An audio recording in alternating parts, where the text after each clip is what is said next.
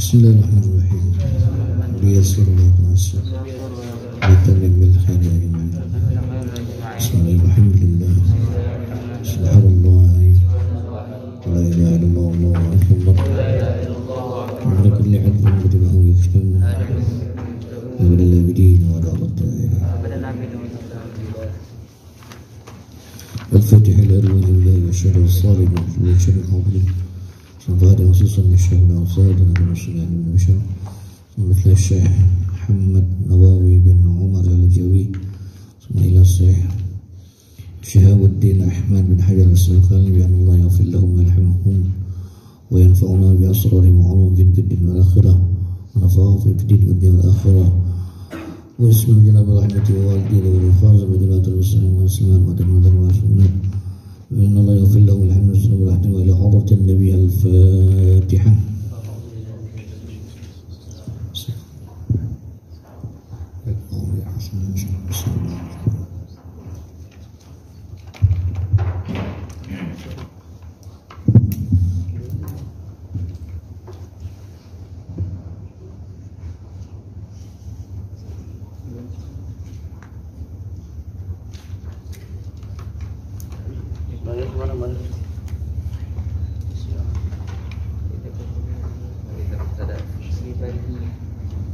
Habis itu ya?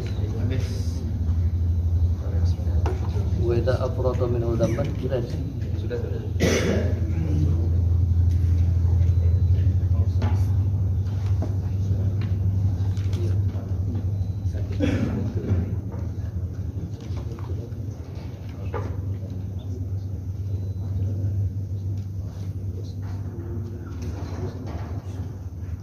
قالت الشعب لا يمكن وأمن بالعاصي رضي الله عنه وانصر من كنا فيه سعيدا في الدنيا والآخرة. dari Umar bin As, Umar bin As radhiyallahu anhu, Abdullah Amr bin As, Famsun menerima man kunna, siapa yang ada pada dunia fihi sa'idan fi dunya wal akhirah, dalam bagi dirinya dapatkan sa'idah, selamat kebahagiaan dunia akhirat. Bukan wa yadhkuru la ilaha illallah Muhammadur Rasulullah tambah ada waktu. Dia selalu menyebutkan Allah Subhanahu wa ta'ala, la ilaha illallah Muhammadur Rasulullah hari demi hari, waktu demi waktu. Wa idza tuliya bi waliyatin qala inna lillahi wa inna ilaihi raji'un. Apabila dia dapatkan ujian, musibah, kesusahan, maka mereka mengatakan inna lillahi wa inna ilaihi raji'un. Sungguh dari kami dari Allah, Allah wala haula wala quwwata. Wa idza utiya ni'matan qala alhamdulillah rabbil alamin syukran ni'mah. Bila dia mendapatkan nikmat, dia mengatakan alhamdulillah, segala puji bagi Allah Tuhan segala semesta alam, bersyukur kepada Allah dengan nikmat. Wa idza batada fi syai'in qala bismillahirrahmanirrahim. Apabila dia memulai sesuatu dengan sesuatu, dia mengatakan bismillahirrahmanirrahim. Wa idza afrada min dzamban, jika dia banyak melakukan daripada dosa, qala astaghfirullahal azim wa atubu ilaihi. Mengatakan aku memohon ampun kepada Allah yang Maha Agung dan aku bertaubat kepadanya. Baik, di makalah ke-10 ini dari Hasan Al-Basri, dari Hasan Al-Basri. Hasan Al-Basri ini salah satu murid daripada sahabat Nabi Anas bin Malik. Beliau lahir pada awal kekuasaan Bani Umayyah. Jadi setelah Khalifah Ar-Rasyidin yang dipimpin oleh dari pertama Sayyidina Abu Bakar, sepeninggal Rasulullah dibaiat Abu Bakar Bis-Siddiq. Ketika Rasulullah meninggal langsung dibaiat menjadi khalifah pengganti Rasul. Berikutnya dilanjutkan oleh Sayyidina Umar bin Al-Khattab. Banyak pembaruan-pembaruan dari ijtihad beliau yang tidak menyalahi daripada sunnah dan apa yang pernah dilakukan oleh Rasulullah. Lanjut kepada Sayyidina Utsman bin Affan. Ya, di masa khalifah inilah mulai ada penulisan Al-Quran. tulisan Al-Quran. Pokoknya kalau ada orang mengatakan yang tidak pernah dilakukan Rasulullah itu adalah sesuatu yang dilarang, tidak hati. Aku lupa apa bunyi kaidah fikih itu. Tidak semua yang tidak dilakukan oleh Rasulullah itu dilarang. Terbukti bagaimana? Para khulafaur rasyidin mulai dari Abu Bakar As-Siddiq sampai kepada Sayyidina Ali karramallahu wajhah yang paling tenar beberapa pembaharuan hasil ijtihad dari para khulafaur rasyidin. Sayyidina Umar banyak termasuk dalam penulisan Al-Quran, pembukuan Al-Quran, apa disebut dengan Mushaf Utsmani. Kalau seandainya segala sesuatu yang tidak pernah dilakukan oleh Rasulullah itu adalah dilarang, maka secara otomatis pembukuan penulisan Al-Quran ini tidak akan terjadi. Sementara kelas dari sahabat yang 4 ini bukan kelas ece-ece, bukan kaleng-kaleng, bukan main-main, bukan bercanda bukan. Tidak main-main. Tidak main-main. Kalau memang seharusnya pembukuan Al-Quran itu kan tidak pernah di zaman Nabi, tidak pernah Rasul, dikumpulkan oleh perintah Khalifah Utsman ibn Affan. Kalau tidak karena perintah Nabi, Nabi tidak pernah merintahkan untuk penulisan tanda-tanda Al-Quran, titik, tasydid, fathah, kasrah, dhammah, dah kati. Mana nak baca Quran gitu?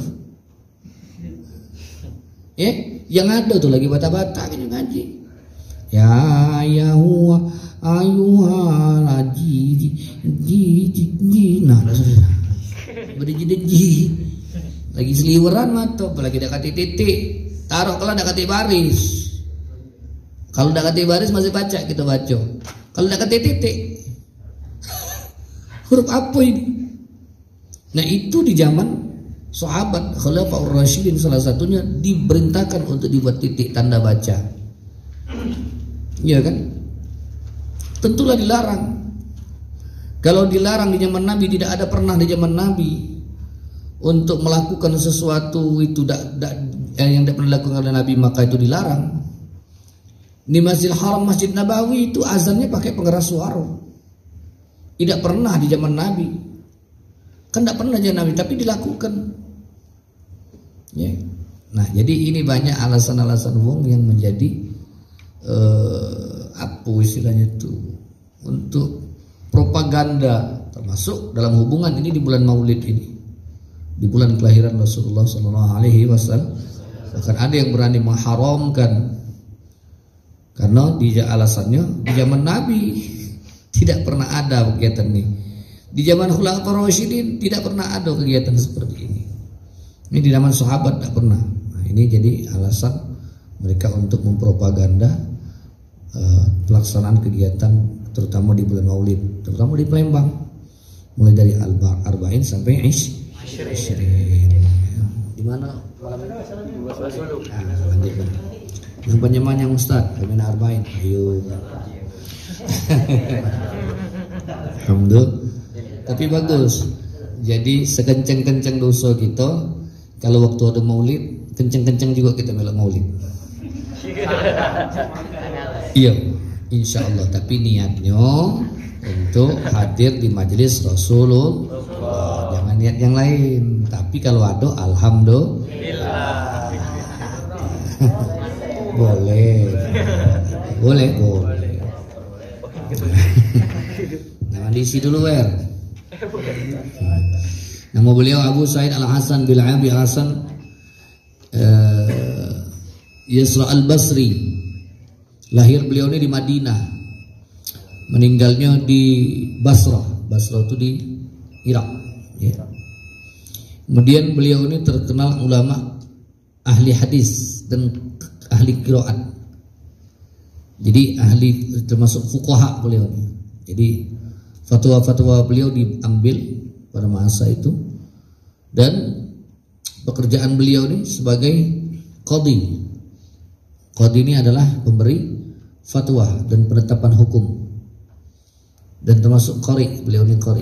Jadi qari itu pembaca Al-Quran. Maka qari itu sebenarnya kalau di luar negeri itu diangkat derajatnya, tinggi derajatnya, dimuliakan. Itu kalau di luar negeri. Makanya kalau kamu jangan heran kalau kita jenguk ada di YouTube, ada qari kita ngaji itu sampai disawer, ujani dengan duit, cek konser, Akbar, Allah Akbar. Saking mereka tuh senang dengan Al-Quran. Cuman qari'nya jangan qari tanggung. Nah, jadi beliau ini murid Anas bin Malik. Makanya ada salah satu qaul beliau yang diambil. Jadi beliau ini bukan termasuk sahabat Anas bin Hasan al-Basri ini, tapi ulama besar di kalangan yang hidup awal dari zaman Bani Umayyah. Tapi guru beliau sahabat-sahabat Nabi. Ya. Beliau mengatakan dalam makalah ke-10 ini, Anil Hasan al-Basri rahimallahu ta'ala qala, dari Hasan Basri rahimallahu ta'ala berkata, maktubun, tertulis di Taurat, dalam kitab Taurat, 5 harufin, 5 harufin itu huruf, tapi di sini jumlah kalimat. Ada 5 kalimat yang tercantum di dalam kitab Taurat. Innal ghaniyata, sungguh kekayaan, al-iktifa bin nafaqah. Jadi kekayaan itu terpenuhi segala nafkah, segala keperluan belanja gitu. Itu al-ghaniyah fil qanaah. Jadi kekayaan secara material itu sebenarnya secara zahir memang material, tapi hakikatnya fil qanaah, dalam sifat qanaah. Ar-ridha bil qismah.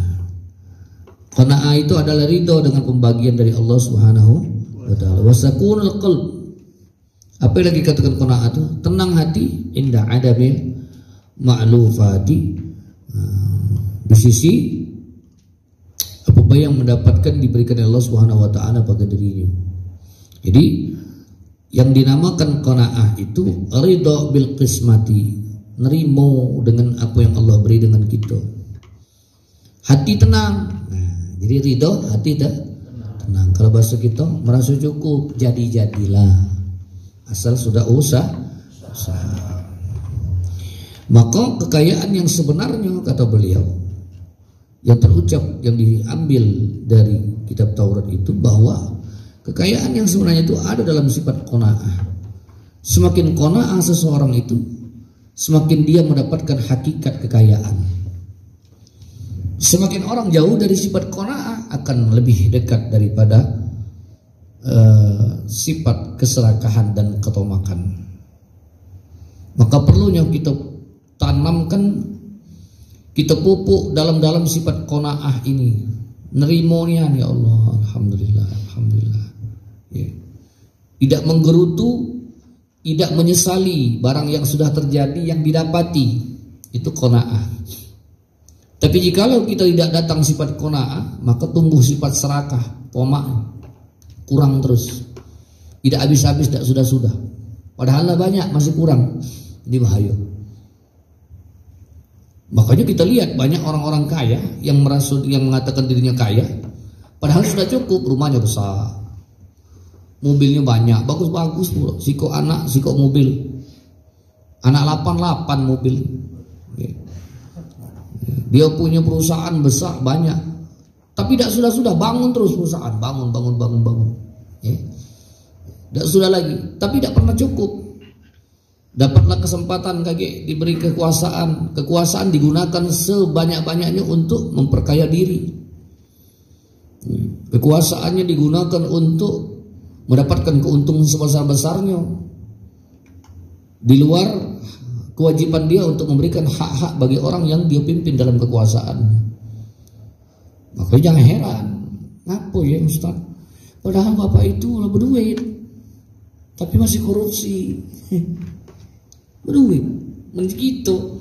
Ya Allah, mamang ini rumahnya bagus, mobilnya bagus, duitnya kapan nengok di bank tuh rekening tuh sekian, tapi kurang terus, masih korupsi. Membahas kita, dah lemah alat bukan tidur baik. Ada wong yang kadang-kadang dia sudah banyak hartanya, masih punya obsesi untuk jadi pembangku jabatan, punya jabatan, kejar jabatan. Kadang-kadang modalnya bukan kecil. Nah, ngejar jabatan itu bukan kecil, jabatan itu modal. Uji wong, aku tidak pernah. Ya, aku banyak ada beberapa kawan tuh cerita, sudah gak ustaz tadinya. Ngetik modal zaman main ini sudah lah. Kujing aja iya nih ya modal. Nah bacanya rojo wong baik, hawa baik. Tolong kau pasangkan banner tuh, ha. Nah, ngalak wong dihawoi. Paling tidak rokok ada, paling tidak. Yo rokok baik jadilah, maksudnya tuh dan kawan-kawannya. Nah, mana baca? Itu berapa titik? Belum yang lain-lain, belum nak ngadoin. Oh, kadang-kadang otak gitu jalan. Keluar sekian miliar, sekian ratus juta. Mungkin kita yang biasa mungkin tidak ngerti, tidak punya obsesi, itu ada menaku duit sekian ratus sekian miliar tuh beli ke kebun. Iya kan? Bangun ke kebun, sekian tahun menghasilkan, makan tidur duit masuk. Uji gitu. Tapi karena obsesi tadi, nafsu yang tinggi tadi, karena jauh daripada sifat qanaahnya, tumbuh keserakahannya, dengan popularitas dia, pengen dikenal wong, pengen dihormati wong, rusaklah hatinya. Maka ini berbahaya. Ya. Maka sangat tepat sekali apa yang disampaikan. Innal ghaniyata, sungguh kekayaan, itu hakikat, sebenarnya hakikat, bukan kekayaan pandang mata. Adalah fil qanaah, di dalam sifat qanaah. Nah, tanamkan sifat qanaah itu. Kaki tumbuh yang bukan hak kita udah galak kita nyenggol. Enggak, jangan punya aku, bukan punya aku. Dan ingat, kalau punya kita tidak bakal kemana. Kemarin cerita dikit. Ada keluarga balik umroh. Sampai rumah sudah awal cerita, kapan muka HP iPhone 14 Pro Max hilang. iPhone Pro Max 14 hilang. Woi, namanya itu kan bersau-resau dulu kan. Aku dikit dia ngomong, kalau nak punya kita dah kemana. Sudah alhamdulillah, mungkin lah agak sedang dikit dia kesal kan. Dia tak baca barang tu mahal. Nih Pro Max pula. Kita nih Pro Max macam itu.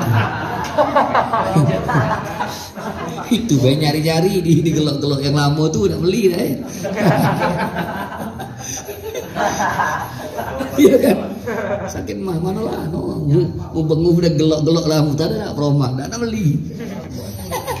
Berapa harganya? 1.000. Ida yang juga Pro Max 14. 27 nih. Baru 30 ya. Yang Pro Max, yang besar. Nah, sekitar macam. Hah? Ya Allah, duit galau bangsa beli kuaci monyong mulut. Sedikit aku ngomong. Kalau nak bagian punya kita tidak kemana. Akhirnya punya inisiatif datang ke bandara, dibawa paspornya, dibawa tiketnya, lapor. Tapi bagus itu profesional, kita akui salah satu maskapai yang profesional. Ya, tidak usah sebut maskapainya, lagi ngendorse pula gitu. Mayat kalau itu sama aku gitu. Jadi diajukan bahwa katanya ini sudah tutup, jadi belum bisa. Sudah besok dikabari. Jam 5 dapat kabar bahwa barang itu ada. Subhanallah. Di mana? Di bangku tempat dia duduk, di seat dia tadi. Pelajarannya satu memang pertama tadi, kalau punya kita tidak kemana, tidak bakal hilang. Betul? Kalau dalam kantong kita masuk dalam perut kita lagi, maaf ngomong masuk ke dalam sempak lagi. Kalau bakal hilang enggak? Hilang. Tidak aku tuh ngomong tuh. Masuk. Kan ketat namanya karet, enak tinggal berisi bunyi. Kebet pakai tali pula, dijahit pula, mana hilang. Tapi itu barang yang sudah jauh lah lama, berapa jam jaraknya. Ya setiap itu kan pasti dibersihkan, datang tukang bersihnya kan. Cak sepur ini, kapan datang tuh bersih. Kalau sepur jangan main-main, kapan? Sony Ericsson lagi lanjut ke kawan. Itu babet ke anjing tekaing lagi galak. Sejari kawan, selawi ribu jadilah lagi kawan. Itu termasuk maskapai yang profesional, memang terkenal dia nomor 1 di Indonesia. Ya. Jadi jam 5 dapat kabar bawa barang tuh ada. Tadi kurang, itulah bismillah. Artinya pelajarannya kalau punya kita tidak kemana. Ya. Yang kedua pelajarannya memang maskapai tadi profesional tadi. Ada orang jujur, yang nemu dia tahu siapa? Pramugari jam 5 pagi. Pas dia masuk dilihatnya itu. Kemungkinan pramugari ini memang orang yang jujur, bisa jadi, dan kita bagus ngatakan dia jujur. Yang kedua profesionalisme. Mungkin namu baik maskapai ini kan. Yang ketiga memang itu kan diawas terus, ada CCTV dan sebagainya kan. Mungkin dia menganggap ini bisa jadi jebakan kan. Kalau itu kan karena profesionalisme itu kan dijago. Apalagi persaingan sekarang jebakan kan. Nah, mungkin itulah yang pastinya bahwa itu memang masih punya kita, Allah tetapkan, tidak bakal hilang. Begitupun dengan rezeki. Kalau punya kita tidak bakal berlari. Betul betul. Pasti. Iya kan? Kaki Allah buka, ada kecurangan wong yang nak buat kecurangan terhadap rezeki yang bakal datang dengan kita, dibuka oleh Allah kaki. Nah.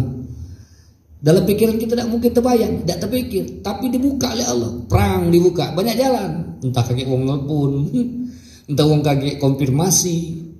Padahal kita tidak tahu, tidak kita bayangkan rezeki itu bakal dapat kita. Dicabut, dibuka oleh Allah. Ujung-ujungnya apa? Masih balik ke kita. Kecurangan tadi ditutup oleh Allah. Nah, begitulah. Makanya qanaah ini penting. Segala aspek kehidupan datang qanaah. Terus wong qanaah ini tidak punya nafsu obsesi yang tinggi. Akibatnya apa? Kalau obsesi tinggi, capek. Capek, tahu capek? Keras berpikir. Ujungnya laju kan, keras. Capek, keras berpikir, serakah tadi. Mana boleh, oleh. Tapi kalau wong tidak qanaah, baca ada. Pakai apa? Pola. Jam sekian, hari sekian dia harus istirahat.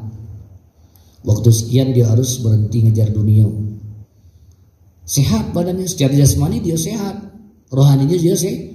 Makanya gak stres ujung-ujungnya. Obsesi tinggi dikejar kalau. Dunia sibuk dengan dunia, stres. Tapi orang qanaah dia tidak pernah sibuk dengan dunia, tapi dia tidak meninggalkan dunia. Paham? Wallahu a'lam.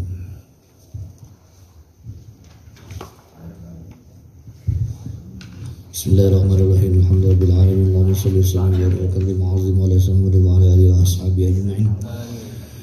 Allahumma ighfir lana dhunubana wa liwalidina warhamhum kama rabbawna shighara wa lil muslimin muslimat wal mu'minat al ahya wa amwat rahmatika ya rabbal alamin. Allahumma anfa'na bima 'allamtana. Allahumma 'allimna, Allahumma 'allimna alladhi yanfa'una. Allahumma faqihna wa faqih ahlana wa qarrabat lana fi dinina. Allahumma ighfir lana dhunubana wa liwalidina warhamhum kama rabbawna shighara wa lil muslimin muslimat wal mu'minat al ahya wa amwat ya rabbal alamin. Allahumma hdina bihudak waj'alna mimman yusari'u fi ridak wa la tuwallina waliyan siwak wa la taj'alna mimman khalafa amraka wa 'asak. Rabbana atina fid dunya hasanah wa fil akhirati hasanah wa qina adhaban nar. Sallallahu alaihi wa sallam. Alhamdulillahil alamin. Allahumma shalli ala sayyidina Muhammad wa ashfi lil zalimin bil zalimin. Allahumma shalli ala sayyidina Muhammad wa ashfi lil zalimin bil zalimin. Wa akhrijna min bainihim salimin. Wa alihi wa sahbihi ajma'in. Sallallahu rabbuna ala nuril mubin Ahmad al-Mustafa sayyidil mursalin wa ala alihi wa sahbihi ajma'in wa ala alihi wa sahbihi ajma'in. Sallallahu rabbuna ala nuril mubin Ahmad al-Mustafa sayyidil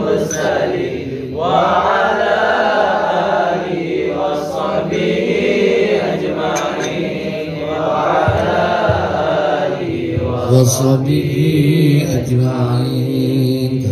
سبحانك اللهم وبحمدك أشهد أن لا إله إلا أنت أستغفرك.